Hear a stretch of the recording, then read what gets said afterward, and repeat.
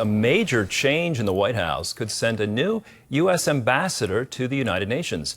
John Jessup has that story and more from our CBN News Bureau in Washington. John. Thanks, Andrew. The first White House shakeup under President Trump's second term comes in the wake of a security breach that sparked headlines. Mike Waltz will no longer be serving as National Security Advisor, but instead could be headed to the United Nations. Brady Carter has that story.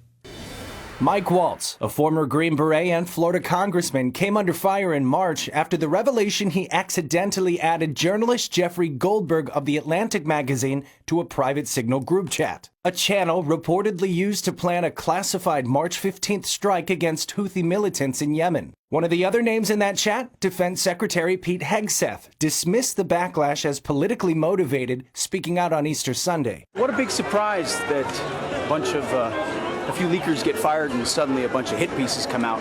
There's speculation Waltz was too much of a hawk for many in the White House. Still, rather than completely pushing him out of his administration, the president announced Thursday he's nominating Waltz to become the next U.S. ambassador to the United Nations. Saying on Truth Social, from his time in uniform on the battlefield, in Congress, and as my national security advisor, Mike Waltz has worked hard to put our nation's interests first. I know he will do the same in his new role. Trump quickly filled the gap left by Waltz's departure as National Security Advisor, appointing Secretary of State Marco Rubio to take the position on an interim basis. With more than 1,000 days left in his presidency, Democrats say this might just be the beginning. Not surprised, but in the words of the late, great John McCain, there's more shoes to fall off this centipede. And concerns over Waltz's handling of sensitive information are likely to complicate his confirmation hearings.